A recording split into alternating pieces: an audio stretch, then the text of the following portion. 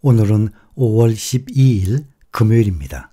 미국의 증시를 보면 기술주 나스닥만 조금 상승하고 나머지 지수들은 하락을 했습니다.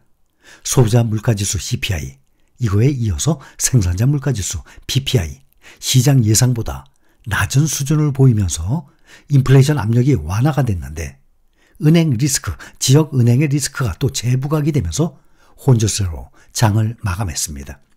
미국 노동부가 발표한 미국의 4월 생산자 물가지수 PPI 둔화, 또 지난주 주간 고용이 상당히 악화됐어요. 이건 또 앞으로 또 경기 침체 우려를 또 키우고 있습니다. 다우가 0.66% 하락했습니다. 기술주 나스닥이 0.18% 상승해서 12,328. 연중 최고치로 계속 올라가고 있습니다. 올해 들어서 기술주는 꾸준히 강세를 유지하고 있습니다. 필라델피아 반도체 지수, 나스닥 지수는 올해 들어서 약 한 20% 정도 상승 중에 있습니다. S&P 500 지수는 0.17% 하락, 4,130. 필라델피아 반도체 지수가 가장 많이 떨어졌습니다. 0.63% 하락, 2,978입니다. 대표적인 인플레이션 지표입니다. 소비자 물가지수 CPI, 또 생산자 물가지수 PPI, 이 둘 다 지수가 시장 예상치를 밑돌면서 인플레이션 압력이 완화되고 있다는 것을 보여주고 있습니다. 미국 노동부가 발표한 4월 PPI는 전월 대비 0.2%, 전년 동월 대비 2.3% 상승했어요. 그러면서 시장 예상치를 모두 밑돌았습니다.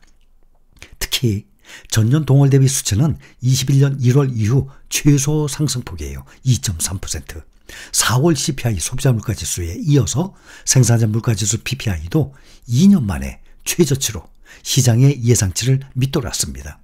이렇게 해서 작년 여름 최고치 이후에 인플레 완화가 지금 지속되고 있다는 것을 보여줍니다. 변동성이 큰 에너지와 식음료를 제외한 근원 PPI는 전월 대비 0.2% 상승해서 시장 예상치를 밑돌았어요. 전년 동월 대비로도 3.4% 상승하면서 전월 대비 0.3% 하락을 한 상태입니다. 그 전날 발표됐던 4월 CPI가 전년 동월 대비 5% 예상을 했는데 4.9% 나왔죠. 4.9% 상승해서 2021년 4월 이후 2년 만에 가장 낮은 상승률을 기록한 바가 있습니다. 그러니 페드가 다음 회의 6월달 회의에서 기준금리를 동결할 가능성 높은 수준을 이어가고 있습니다. 또 연내 금리 인하 기대감도 점점 커지고 있습니다.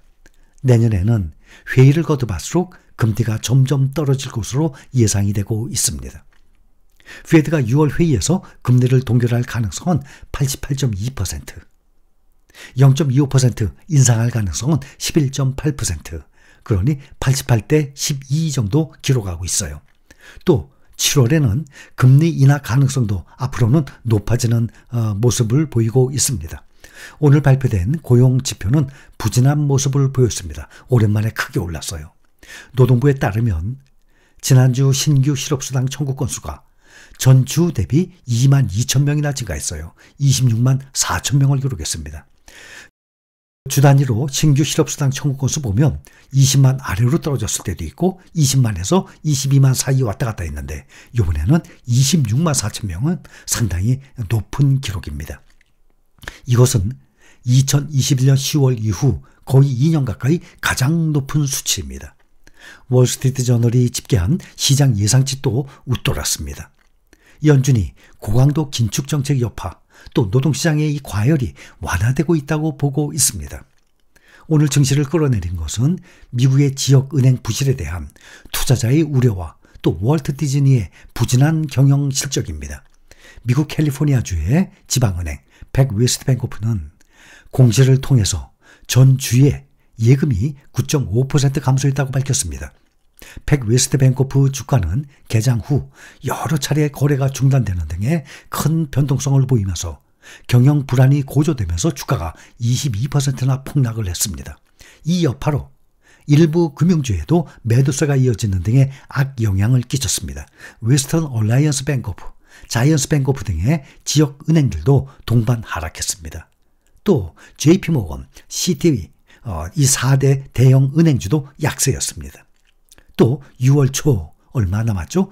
디폴트, 채무 불이행 시한을 앞두고 또 정치권의 부채 한도 협상에 대한 불확실성도 지속되고 있습니다. 며칠 전에 조 바이든 대통령이 공화당 소속인 케빈 맥카시 하원 의장을 포함한 양당 상하원 대표를 초청해서 부채 한도 문제를 논의를 했지만 별다른 성과를 내지 못했었습니다. 제닛 옐런 미 재무장관은 앞서서 부채 한도 협상과 관련해서 디폴트 위험만으로도 2011년과 마찬가지로 국가 신용 등급이 강등될 수 있다고 경고한 바가 있습니다. 또 월가 황제로 불리는 월급 37억 원을 받고 있는 JP모건 제이미 다이먼 최고 경영자가 미국이 채무 불이행 이 디폴트 가능성에 가까워짐에 따라서 앞으로 시장이 공황에 빠질 것이라고 예견하고 있습니다.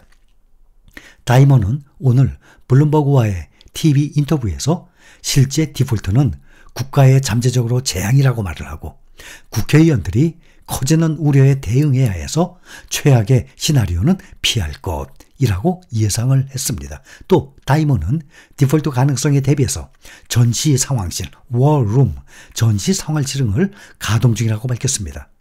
그는 매주 한 번씩 전시 상황실 회의를 소집하고 있는데 앞으로 5월 21일 날짜가 D-Day가 가까워짐에 따라서 5월 22일경부터는 매일 회의로 전환할 것이라고 말을 하고 따라서 앞으로는 하루 3회로 또 늘릴 방침이라고까지 말을 했습니다.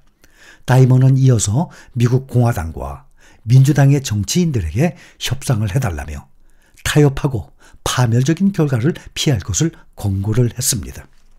빅테크주들 봅니다. 알파벳 이틀째 어제에 이어서 급등세를 이어가고 있습니다.